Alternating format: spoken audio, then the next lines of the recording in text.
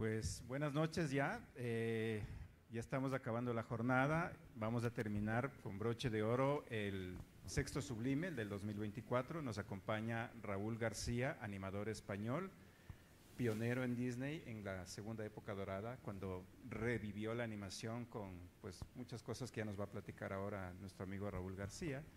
Para nosotros es un gusto que nos acompañe en una jornada tan enfocada en la inteligencia artificial, los nuevos medios y la innovación, para mostrarnos que el alma humana, el arte, necesita planificación, necesita de ser diferente, de ser único, y nadie más que Raúl para podernos mostrar por qué todavía el elemento humano es fundamental en este momento de cambio de la industria. Hoy nos viene a presentar su libro, Cómo hacer storyboards. Es el único libro que existe sobre la materia en español. Está a la venta también, para los que afortunados que puedan adquirirlo hoy día. Y nos encantaría que Raúl nos platique sobre su libro, porque es un libro de referencia de la industria, de uno de los procesos más importantes en la planificación de una buena historia. Raúl, como siempre, pionero, muchas gracias por venir. Muchas gracias a Damián Peral, nuestro amigo que siempre ha estado acompañándonos y nos ha facilitado tu presencia también. A Sublime, a todas las instituciones que acompañan el evento y que han permitido que se haga una nueva institución. Principalmente le agradecemos al director del evento, a Carlos Gutiérrez, que nos ha juntado a todos, a la JIC, a la Asociación Jalisciense de Industrias Creativas, que ha hecho mucho esfuerzo, y a la Universidad de Guadalajara, que es el anfitrión. Pues muchas gracias por venir, Raúl. Gracias, y comparto el agradecimiento, porque para mí estar aquí en Sublime es sublime. Entonces, bueno, pues muchas gracias a todos los que habéis organizado este gran evento, y bueno, pues espero que más que conferencia, charla sobre storyboard, sobre mi vida, sobre la industria. Y sobre camisas hawaianas de Halloween pueda ser interesante para todos. Pues adelante, Raúl.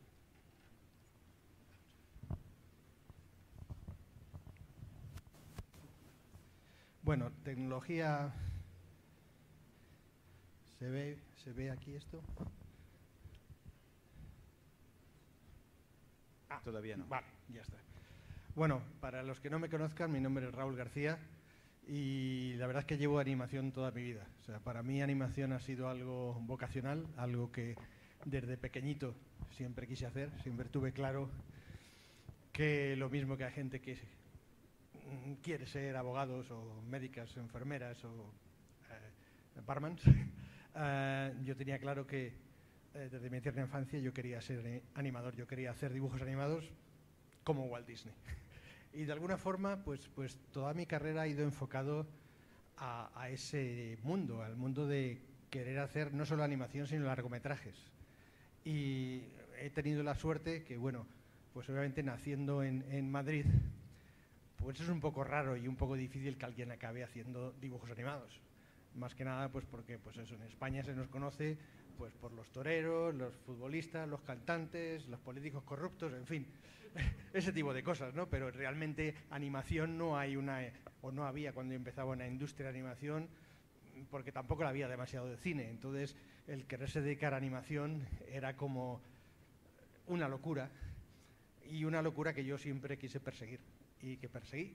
Y de hecho, pues tuve la fortuna de comenzar mi carrera trabajando en animación desde muy joven, desde los 19 años, y acabando justo en lo que de un momento dado era mi sueño, que era trabajar en Walt Disney. Y entonces fui el primer animador español que trabajó como animador en Disney en lo que ha sido la segunda época dorada, pues eso, toda la época desde La Bella y la Bestia, El Rey León, Aladino, Pocahontas, El Jorobado de Nuestra Señora y Fantasía, ¿no? Y luego a partir de ahí, pues he seguido una carrera involucrado siempre en animación, involucrado siempre en desarrollar largometrajes, y yo me considero un poco Dr. Jekyll y Mr. Hyde. O sea, por un lado tengo mi fase Dr. Jekyll, donde trabajo con la industria y trabajo con Disney, con Nickelodeon y con todos los grandes estudios de Estados Unidos. Y luego mi parte Mr. Hyde, o Dr. Jekyll, según se quiera ver, que es de cine independiente, de hacer mis propios proyectos, de colaborar, producir cortometrajes, largometrajes y hacer cosas un poco más, con más libertad creativa, que es lo que supone trabajar en los grandes estudios. Entonces, eso aquí en esta diapositiva tenéis un poco una visión rápida de mi carrera como animador y luego como director de animación, luego como director dentro del mundo del largometraje de animación. Entonces sí que es curioso porque yo empecé, pues eso, en la época de cuando los dinosaurios dominaron la Tierra y las películas se hacían con papel y con lápiz y con un proceso tecnológico bastante complicado y bastante caro y difícil. De hecho, en un momento dado las películas de animación solo se podían hacer en grandes ciudades, pues simplemente que tuvieran un laboratorio donde revelar la película de 35 milímetros en las que se hacía. O sea, ahora esto suena, pues eso, suena como muy prehistórico, porque ahora todo es digital y tenemos todos en nuestra casa nuestro propio estudio para poder hacer nuestras propias películas, ¿no? Pero en aquellos tiempos las películas se hacían en 35 milímetros y efectivamente pues había falta un equipo técnico, un equipo de tecnología que era imposible para cualquier persona normal el acceder a ella, ¿no? E incluso hacer cortometrajes, simplemente un cortometraje independiente, pues seguía exigiendo de todas estas de estos pequeños ejércitos. Exactamente, de estos pequeños ejércitos, no solo de gente, sino de eso, de simplemente el rodar los dibujos. Es que ahora mismo suena muy bonito esto de la animación, pero hubo un tiempo en el que los dibujos efectivamente se hacían en papel y lápiz y esos dibujos en papel se pasaban a tinta en acetatos transparentes que luego se pintaban con pintura plástica mientras alguien en el departamento de fondos hacía un fondo y todo eso se filmaba en una truca, en una cámara vertical con película de 35 milímetros que había que cargar y descargar y revelar y ver si lo que habías hecho funcionaba o no funcionaba. O sea que realmente es uno de los campos en los cuales la tecnología ha revolucionado el medio y que de alguna forma ha democratizado la forma de acceder a hacer películas. Hoy en día todo el mundo puede hacer películas, ¿no? Pero bueno, también tú estás mostrando tu libro sobre la planificación, porque la animación siempre ha sido una industria colaborativa y de mucha planificación. Sí. Nunca se ha podido desperdiciar el tiempo, y más allá cuando los recursos eran muy caros, limitados y necesitaban pues de mucho trabajo de la gente, ¿no? Efectivamente. O sea, realmente, de nuevo, toda animación comienza, toda obra audiovisual comienza con la cosa más simple, que es la idea de alguien que se plasma con papel y lápiz, o si queréis, con tableta gráfica y computadora. El caso es que la animación es un mundo en el cual todo está planificado al milímetro. Si nosotros decidimos ahora mismo rodar una imagen de lo que está pasando aquí, pues aquí tenéis al cámara que apunta a la cámara y saca toda esta vista maravillosa de todo el público y toda la gente que estamos aquí. Si eso mismo lo queremos hacer en animación, pues hay que diseñar a cada uno de vosotros, hay que diseñar esta camiseta tan bonita que llevo, hay que diseñar la mesa, hay que diseñar la iluminación, hay que diseñar dónde va a estar la cámara y qué punto de vista y en qué perspectiva se va a filmar. O sea, y todo eso permite a la gente que hace animación controlar cada fotograma al dedillo, exactamente. O sea, nada en animación ocurre porque sí, todo está planeado. Cuando tú miras una imagen y tu ojo te lleva a un sitio de esa imagen, eso no es el ojo que de pronto le dé por ir por ahí. Hay una serie de guías visuales que tú como artista, planificando la película, planificando cada plano del principio, lo has hecho a propósito para que vosotros como espectadores os fijéis en ese punto de la pantalla y no en otro, ¿no? Y para eso el storyboard es la perfecta herramienta para lograr eso. Es decir, el storyboard es de alguna forma el esqueleto sobre el que se basa toda película de animación, de imagen real, y de hecho el storyboard se emplea para múltiples medios, o sea, desde cine de imagen real, cine de animación, videojuegos, publicidad. Y ahora Virtual Production, porque si no planificas, claro, ¿cómo puedes trabajar? Volvemos otra vez de nuevo. Estamos en un momento en el cual las películas de imagen real pues son todo menos imagen real. Es decir, pues Pues para mí Avatar es la película de animación más cara de la historia, porque realmente todo es inventado en Avatar. Entonces, de nuevo, que sea todo inventado significa que hay que planificar y hay que diseñar cada uno de los elementos que salen en esa película. Y mediante el storyboard, el artista puede controlar ese, digamos, ordenamiento de imágenes. Es por qué los planos van en sucesión y qué tipo de planos se utilizan. Y eso es algo muy barato, de forma que más y más todos los medios audiovisuales han ido adaptando la técnica del storyboard para poder contar las películas, para poder visualizar. El storyboard es una herramienta de comunicación. Es decir, el director, la directora tiene una imagen en la cabeza y esa imagen hay que transmitirla al equipo. Porque, de nuevo, animación es un arte de equipo, no es algo solitario. Bueno, menos en el caso de Bill Clinton, que eso lo hace todo él. hay pocos directores o poca gente que haga una película ellos solos.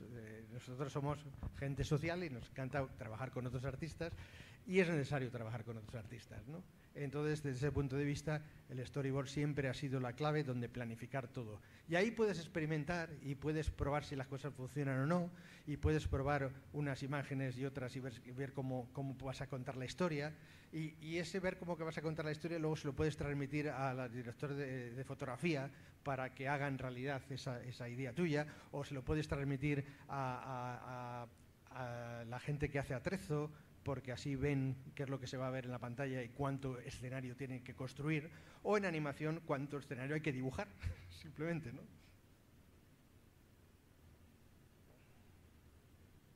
Entonces, como ya he dicho, en cuanto más gente haya en el proceso de creación y aprobación de una película, pues más claro tienes que tener esa información. Y, por ejemplo, el storyboard en publicidad es importantísimo, porque es la herramienta que se va a transmitir, que va a transmitir al cliente lo que el cliente quiere. Y por lo generalmente en publicidad sueles tratar con gente que no está versada en lenguaje cinematográfico y hay que dárselo todo perfectamente planificado y perfectamente planeado para que se enteren de lo que le estás contando. Entonces, de nuevo, en ese punto de vista el storyboard es vital, ¿no?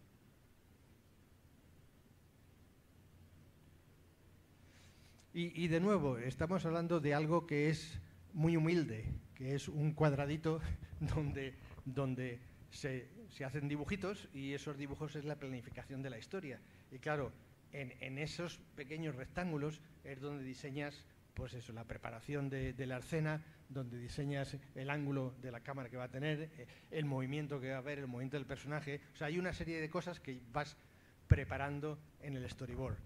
Pero claro, el storyboard es algo que según lo que se vaya a contar es más o menos detallado. En animación tiende a ser muy detallado, en imagen real es un poco más suelto,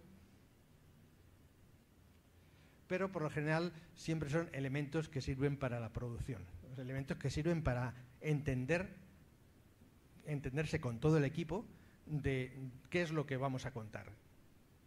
Aquí tenéis un ejemplo, por ejemplo, del storyboard de Blade Runner. De nuevo, esto es una producción predigital, pero vamos, el hacer este storyboard le permitía a producción, le permitía a Ridley Scott decir, estas son las imágenes que quiero hacer. Quiero tener una vista de Los Ángeles en el año 2024. Nos ha pillado la ciencia ficción, ¿no? Bueno, quiero tener una visión de 2024 donde el coche de Decker va a ir al edificio Tyrrell. Y entonces, mediante esta planificación, la gente de producción puede empezar a pensar, entonces a lo mejor tenemos que construir un modelo de Los Ángeles y ahí hay unas torres que tienen fuego. Entonces tendríamos que hacer el fuego aparte y luego hacerlo en bipac y esto. Y de pronto el primer plano del coche volando, pues a lo mejor el fondo puede ser una fotografía de la maqueta que hemos construido y así solo tenemos que dibujar o que hacer la maqueta del coche. Y eso le permite a producción el presupuestar y el saber cuánto va a costar. Obviamente, ya digo que esto es prehistórico porque hoy en día esta secuencia que veis ahí sería todo CGI, todo por computadora, con lo cual no habría que preocuparse ni de hacer fuegos, ni de hacer maquetas, ni de nada, ¿no? Pero es algo importante, es decir, imaginaros que hay una película, bueno, pues eso, El Señor de los Anillos, y tenemos aquí la armada de orcos por un lado y aquí la armada de elfos por otro lado, y se van a pelear en batalla. Si tú como productora no tienes el dinero para poder hacer ese tipo de batallas convincentemente, no puedes poner ahí un plano general de 300 jinetes a caballo por un lado y 300 por otro. Y entonces el storyboard te permite, bueno, pues si ponemos un primer plano de un guerrero que sube el escudo y así tapa media pantalla, pues el resto lo podemos camuflar con 20 jinetes en vez de con 300, ¿no? Y son decisiones económicas que influyen en la realización de un film, ¿no?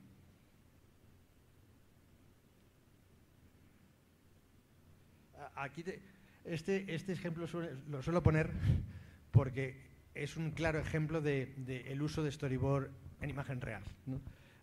Es de Alfred Hitchcock, de la película Psicosis, y el storyboard estuvo hecho por Saul Bass, que era un genio de diseñador y un gran artista. Y claro, aquí el problema que se enfrentaba Alfred Hitchcock era no solo diseñar una película, una escena de un asesinato escalofriante, sino diseñar una escena de un asesinato escalofriante en una ducha con una señorita desnuda. En los años 50-60, donde la censura era atroz y donde no se permitía ningún despliegue de piel más que el casto y suficiente, ¿no? Entonces, ya no solo por evitar la censura, sino por transmitir a los operadores de cámara que, bueno, que este es el trozo que hay que filmar y este es el trozo, no 1 milímetro para allá, no 1 milímetro para acá. Y es un momento en el cual el storyboard de pronto cumple una función vital para la producción. Y de hecho, después de esto, Hitchcock siguió haciendo storyboard de todas sus películas porque era muy meticuloso a nivel de precisión de lo que se tenía que ver en cada plano, ¿no? Y este es el ejemplo más claro de uso de un storyboard a nivel creativo por alguien que no hace animación, ¿no? Para mí la animación, como hemos hablado en varios de los momentos de este Sublime y en otros, la animación siempre ha llevado el liderazgo en la innovación de procesos. Sí, porque totalmente. es muy rigurosa, muy meticulosa. Sí. Y continuamos, ¿no? Sí, no, de hecho, o sea, ha habido siempre directores que han hecho storyboards o por lo menos planificado, ¿no? O sea, tenemos por aquí el ejemplo de... Un momento. Por aquí. Bueno, lo dejamos por aquí. Hay gente como Eisenstein, que en Iván el Terrible, en 1926, se hizo un storyboard entero de la secuencia de la batalla, pues porque cada plano era una composición perfecta. Y de nuevo, era el típico ejemplo de, mediante la composición, voy a contar una historia donde el espectador se va a ver dentro de ello, ¿no? A nivel animación, el inventor del storyboard de alguna forma fue Walt Disney. Fue Disney con Mickey. En los años 20, al principio de la animación, las películas de animación se hacían juntando a un grupo de animadores y decirles: la historia que vamos a contar hoy es de Félix se va a jugar a los bolos. Y entonces cada animador con esa idea se iba a su despachito y se animaba un gag.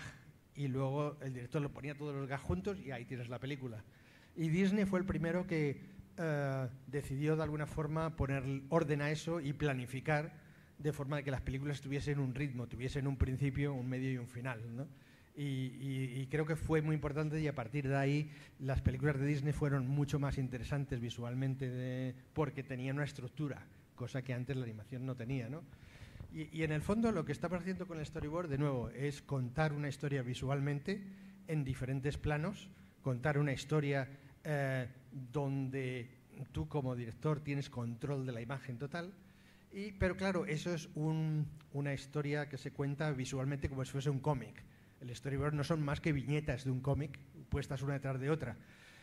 Realmente el esqueleto de la historia, el esqueleto de la película comienza a tomar forma cuando a ese storyboard le añades tiempo. O sea, el storyboard es espacio y la forma de añadir tiempo al storyboard es mediante una cosa que se llama animática. Es decir, lo que se hace es que se añade sonido, se añade diálogo a esos paneles de storyboard y se les da un tiempo en pantalla.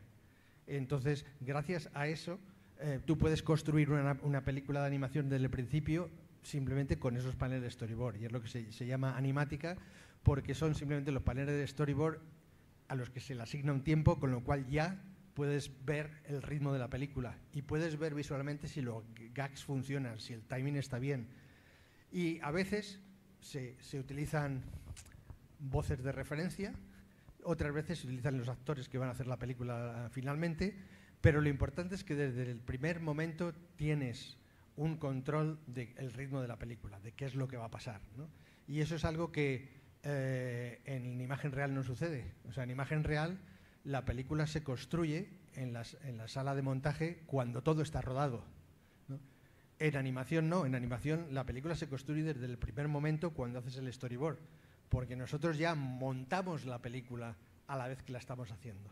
O sea, pero también la iteración que existe en los estudios, ¿no? Hasta que quede la idea como quieren en el guión, hasta que se pruebe y hasta que se vaya a animar, hay mucha iteración en los estudios. Esto te permite trabajar rápidamente, sí, contando las ideas, y el proceso de Disney, de Pixar, se ha vuelto muy iterativo hasta quedar en la idea final. Claro, claro, eso es lo bueno que tiene, que de pronto al tener control de toda la película desde el principio a final, puede haber interacciones y puedes ver perfectamente qué gags pueden funcionar, qué momentos necesitan más tensión, qué momentos necesitan menos, y lo haces antes de empezar a animar.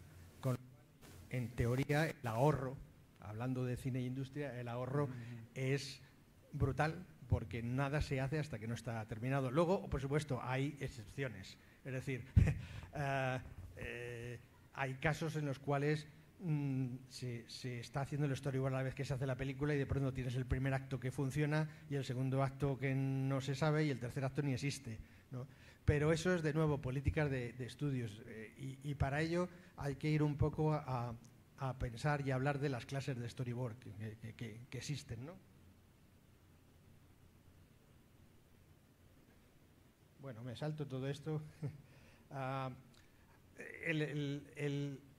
En animación de siempre ha habido este concepto de que los guiones realmente no existían, eran guiones visuales. Entonces, aquí tenéis un ejemplo de un Looney Tunes de Silvestre y Tweety, ¿no? Y Piolín, donde pone ahí Story by Ted Pierce. Quiere decir justamente eso. Ted Pierce, el guionista, ha dibujado cada uno de esos paneles para explicar lo que va pasando.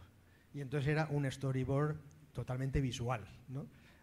Y esto sirve de base para que luego, ahí pone director Irving Fritz Freleng, donde de pronto el director ve esto y dice, pues no, este gag no me gusta, esto hay que extenderlo, aquí hay que darle más tiempo, aquí hay que añadir un gag mejor, etcétera, etcétera. Y eso te permitía, de nuevo, control sobre la película. E incluso, perdón, que es que a veces... Incluso hubo un momento en que los directores eran los que dibujaban el storyboard.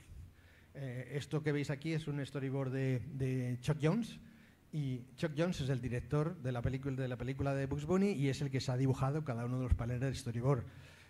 Esto es una cosa que luego, cuando el cine se hace más industrial, cambia y se emplea un equipo de storyboard, un equipo que hace el storyboard, pero por lo general suelen ser los directores los que preparan el storyboard. Si no tan bien planeado como esto, por lo menos en sketches, en pequeños, porque de nuevo estaba hablando de hacer cuadritos donde un palito y 3 rayas te sirve para ver si ahí funciona un plano medio o un plano general, o para ver si la composición va a funcionar de un lado para otro, ¿no?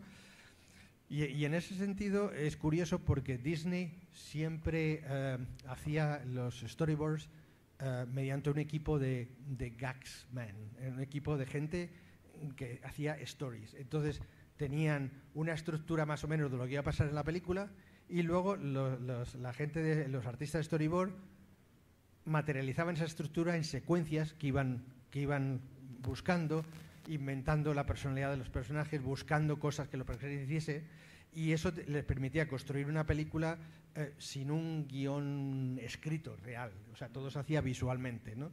Luego, más tarde, pues sí que se adaptó la idea del cine convencional de hacer un storyboard escrito, pero en Disney siempre los storyboards escritos siempre han sido una guía, más o menos. o han sido una colaboración entre los guionistas, las guionistas y el equipo de story. O sea, por ejemplo, en La Bella y la Bestia, pues sí que había un guión más o menos claro, pero era un guión muy suelto que luego los artistas de storyboard desarrollaban. Y entonces, de pronto, pues aparece el personaje de Chip, por ejemplo, y la película se hace la animática y viene Jeffrey Katzenberg, que era el jefe de Walt Disney Production entonces, y ve esa animática con los paneles storyboard y dice: ese personaje de Chip tiene potencial, explorarlo y añadir más cosas con Chip. Y de pronto, sin haber animado un frame de la película, pues tienes una consideración de algo que se puede volver atrás al storyboard y añadir esas secuencias con este personaje de la pequeña tacita, que efectivamente en este caso Katzenberg tenía razón y fue uno de los personajes como más memorables de la película, ¿no? Pero bueno, eso de nuevo es el poder del storyboard y el poder trabajar de esa forma tan suelta. Otro caso en el cual se desvía todo, ¿no? Por ejemplo, en el caso de Aladdin, ¿no? Aladdin, de nuevo, tenía una historia bastante fuerte. O sea, para que os hagáis una idea, parte del éxito de Disney en esa segunda época dorada es que Disney recupera una fórmula, que es la fórmula del musical de Broadway, que en Broadway estaba medio muerta. Y que de pronto con Little Mermaid, con La Pequeña Sirenita, pues vuelve. Y en el fondo La Pequeña Sirenita no es más que un musical, un mega musical de Broadway trasladada al campo de la animación y el dibujo animado, ¿no? Y entonces, bueno, pues esa era la fórmula. Entonces, Aladdin sí que tenía también otra fórmula más o menos de musical, con sus canciones y con todo esto, sobre la cual los artistas de storyboard empezaron a preparar su película, para preparar la animática y, bueno, pues contar la historia. Y todo iba más o menos bien, hasta que de pronto pues se hace el cast real de la película y se contrata a Robin Williams para que haga el personaje del genio.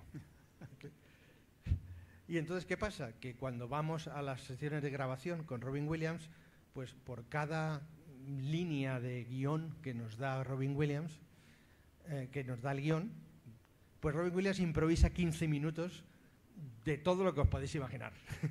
O sea, desde las cosas más bestias a las cosas más tontas, a las cosas más surrealistas.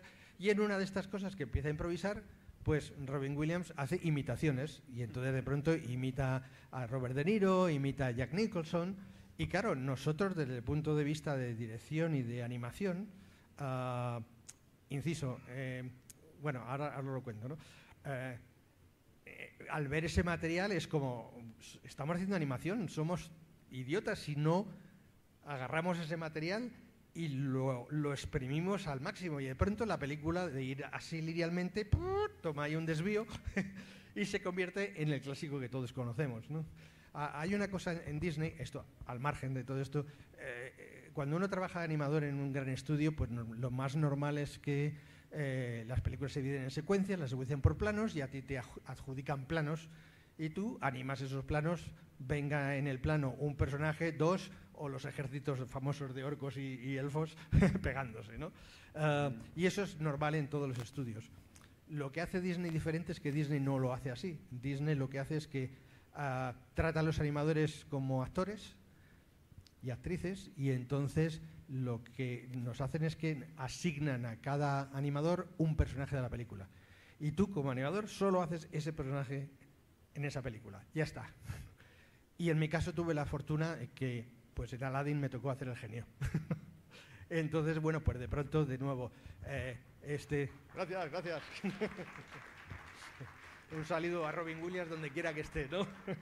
Porque realmente la película de pronto descarriló y se volvió otra película diferente, que no era la que los directores tenían en mente, y que se pudo reconducir precisamente por el storyboard, por el poder la posibilidad de poder recomponer las secuencias. Iterando siempre, ¿no? Sí. Cambiando, mejorando. Entonces, bueno, pues en ese sentido, ya digo que Disney siempre ha seguido ese curso de hacer las películas con una base de storyboard.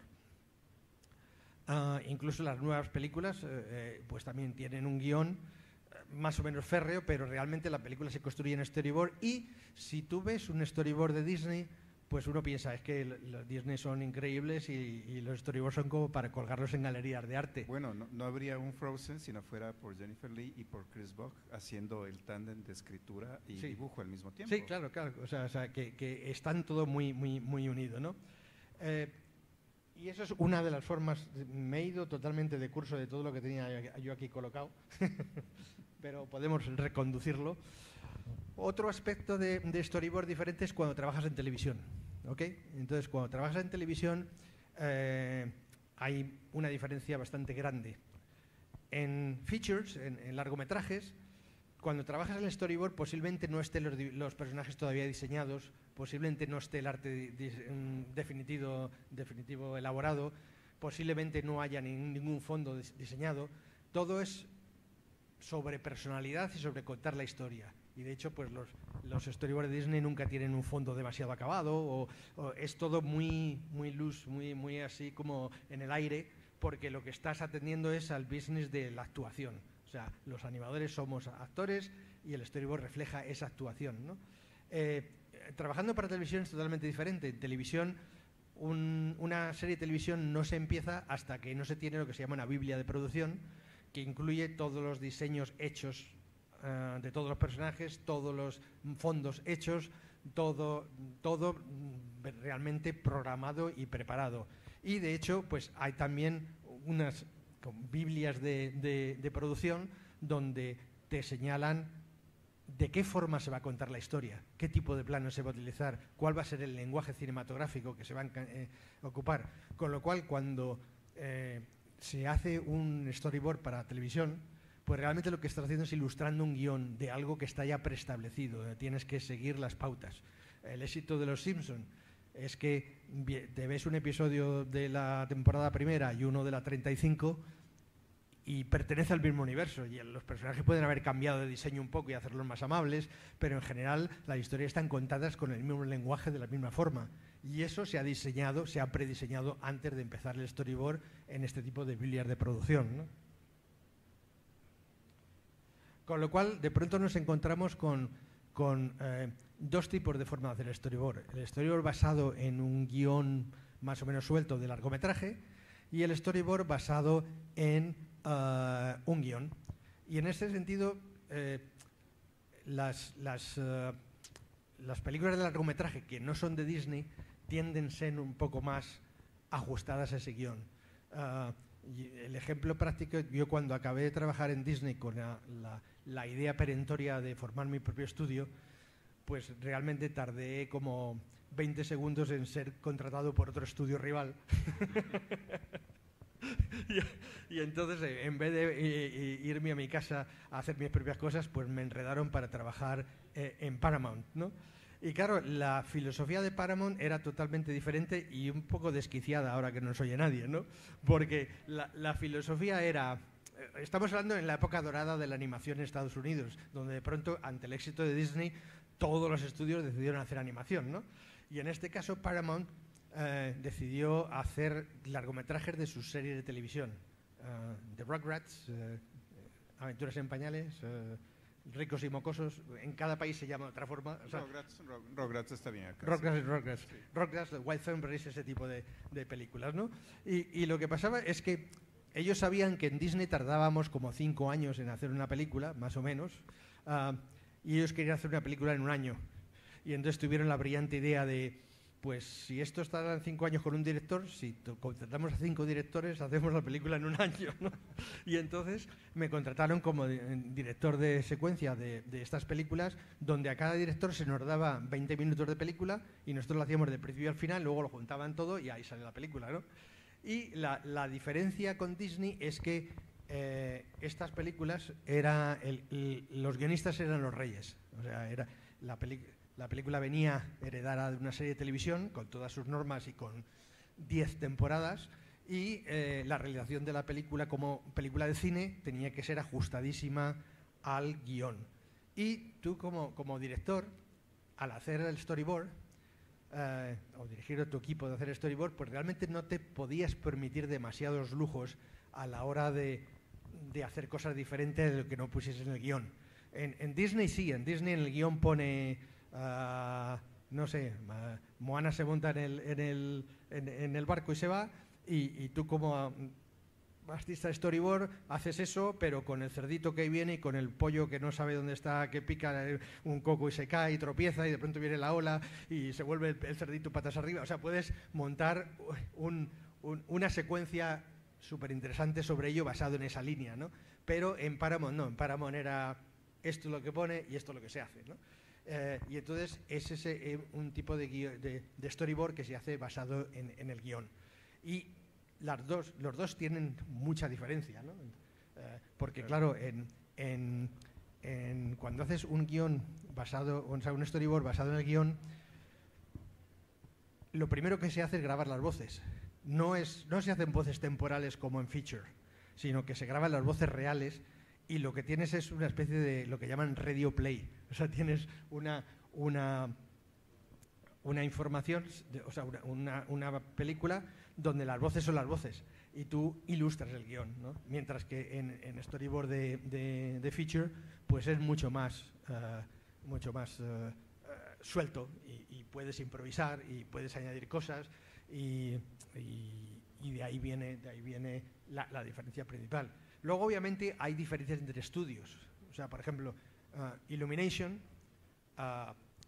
los que hacen Despicable Me, los Minions y todo esto, es un estudio que tiene la cultura de que no empiezan a animar hasta que no hay una animática cerrada, hasta que el storyboard no está completamente terminado con voces temporales, y eso está aprobado, funciona, y entonces empieza a animar, ¿no? Mientras que DreamWorks, por ejemplo, pues tiene una política un poco más aleatoria, un poco más de concepto. ¿Qué os parece si hacemos una película sobre dragones? Dragones. Sí. Ogros. Sí. Trolls. Vamos a poner trolls. Y eso del troll, que es unos muñecos que hemos comprado derecho. Pues venga, ¿qué hacemos, no? Y entonces de pronto su aproximación a hacer una película es poner a 40 artistas de storyboard inventándose cosas para construir una película donde no hay realmente un guión claro o una guía, y donde pues cuando se acabe se ha acabado. Entonces, de pronto, y donde es un videoclip. Exactamente. De pronto la organización de la película es un poco más caótica de lo normal, pues porque no hay esa visión de voy a hacer esta película para contar una historia, y es más, tengo estos personajes sobre los cuales tengo que contar una historia. Y unos derechos musicales y unos derechos musicales, claro. Entonces, cada estudio tiene su política, cada estudio tiene su forma diferente de hacer, ¿no? O sea, incluso Disney también, pues hoy en día, por ejemplo, tiene, en algunos casos, ha contratado a directores de imagen real para realizar películas de animación. Y bueno, pues eso significa que pues, el director de imagen real no está muy familiarizado por el proceso de storyboard, por ejemplo, y de pronto, o no está familiarizado con el pipeline del orden que hay que hacer para llevar las cosas, y de pronto pues todo cae en una forma de caos narrativo, ¿no? Pero en teoría, con un buen storyboard se hace una buena película. Y la teoría que Disney seguía, la filosofía que Disney seguía, que yo sigo a rajatabla, es algo que se llama plushing, que eso quiere decir que el material que llega a ti tiene que salir de ti con un upgrade, tiene que salir de ti mejor de lo que ha llegado, de forma que si en cada proceso el material va subiendo de calidad, al final vas a tener una película con una gran calidad, ¿no? Entonces son cosas muy interesantes a nivel de contar con un storyboard. La idea de escribir este fastuoso libro aquí, que se llama Manual del Artista de Storyboard, porque realmente no hay ningún texto que te explique, bueno, y cómo se hace un storyboard, ¿no? Entonces mi idea es, recogiendo toda la sabiduría de alguna forma, o toda la experiencia de haber trabajado en diferentes películas por diferentes medios, era como un poco explicar cómo se hace un storyboard, qué es lo que tienes que saber, ¿no? A la hora de la verdad, pues con tener un mínimo concepto de hacer palitos y rayitas, pues te vale, porque mucho de las cosas es composición, ¿no? Pero hay ciertas cosas técnicas que son importantes reconocer, ¿no? Bueno, la verdad es que esto es el índice que da igual. Pero vamos, de nuevo, una de las cosas que hay que recalcar con el storyboard es pues que es una herramienta de trabajo. Es una herramienta de trabajo en la cual hay que dar información, hay que dar información al resto del equipo. Y entonces, en ese sentido, orden es muy importante. Tener un orden, nombrar todo de una forma clara. Y pues los storyboards se hacen o sea, se solían hacer en paneles, así, en papel. Ahora esto es todo electrónico y se hace con programas tipo Storyboard Pro, donde básicamente es lo mismo. 40 minutos, me quedan 15 minutos.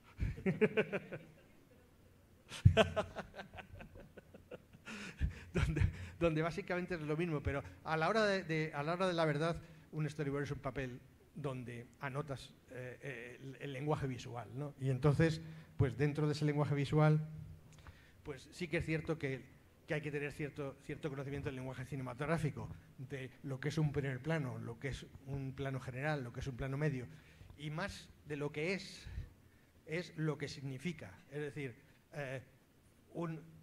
el plano general te sirve para establecer el universo, establecer dónde vive el personaje.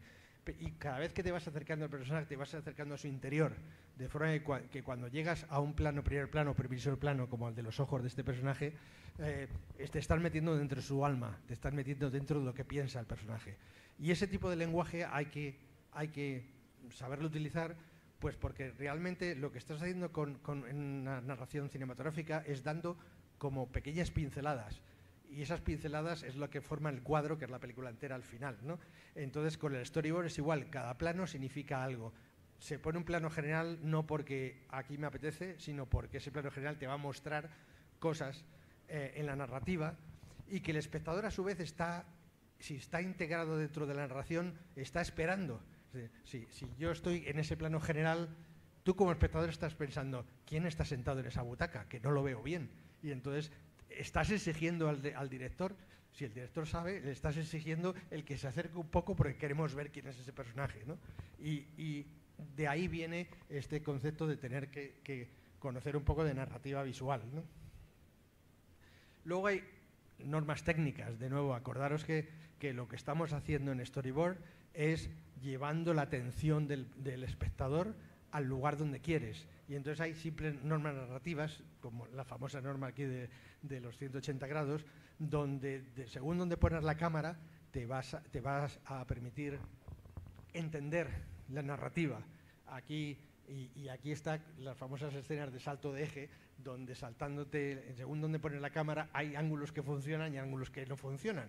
Es decir, si tú tienes estos dos personajes hablando aquí, ¿no? Si la cámara va de A a C, o de C a B, o de B a A, pues todo funciona bien. Pero si de pronto te saltas y vas a la cámara D, pues ahí hay un salto extraño en el cual los personajes no parece que estén hablando entre ellos, sino parece que se han dado la vuelta, ¿no? Y entonces ese tipo de cosas, que son simples cosas de lenguaje cinematográfico, tienes que reflejarlo en el storyboard, ¿no? Igualmente,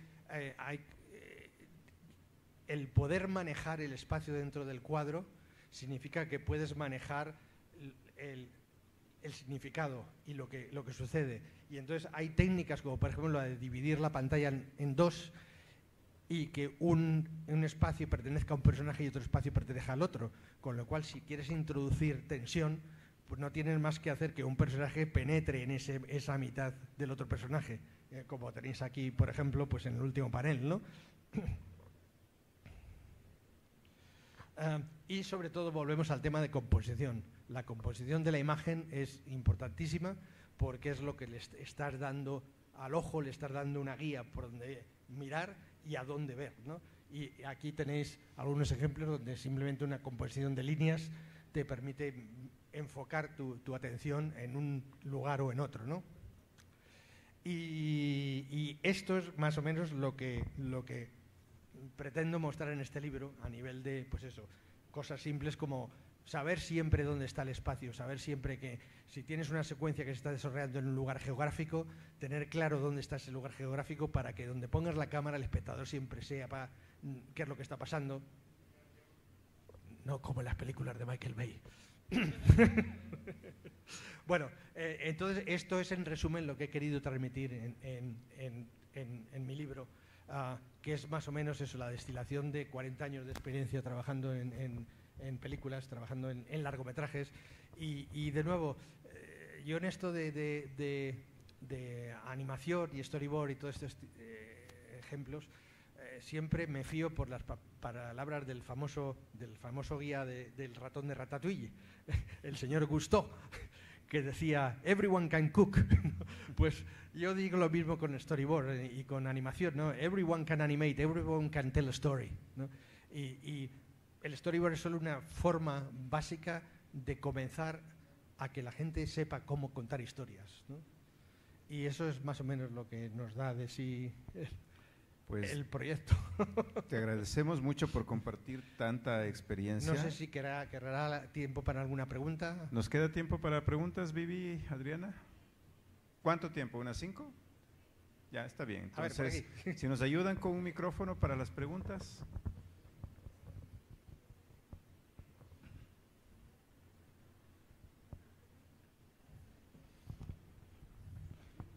Esto ha sido un resumen denso.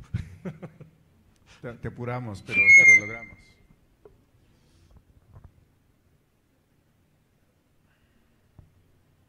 Buenas tardes. De los diferentes procesos que has descrito, cómo se lleva un storyboard, ¿cuál en tu opinión es el más efectivo? Y si es también el que has disfrutado más, el que es más efectivo. Hombre, el más efectivo es al principio lo que se llama thumbnailing, o sea, que es básicamente cuando te lees el guión, tú estás ahí con un bolígrafo y un lápiz con el guión y vas haciendo cuadraditos y vas poniendo como puntitos y rayitas más o menos pensando, pues aquí iría un plano general y aquí iría un plano medio y aquí iría, ¿no? De esa forma. Porque ya, de nuevo, se trata de construir un esqueleto sobre el cual va toda la estructura de la película, ¿no? Y esas partes son siempre muy interesantes. Yo ahora mismo estoy empezando una película, hace una semana que empecé, y me lo estoy pasando muy bien buscando research, o sea, buscando, pues, la película va de flamenco, y entonces pues estoy mirando muchas bailes de flamenco y muchas historias por el estilo y ver cómo se puede adaptar eso al lenguaje de animación, y toda esa fase de preparación de una película es lo más emocionante. La verdad es que una vez que terminas la animatic, el storyboard y el animatic, ya a partir de ahí es todo 100% técnico. ¿Es también el que más has disfrutado?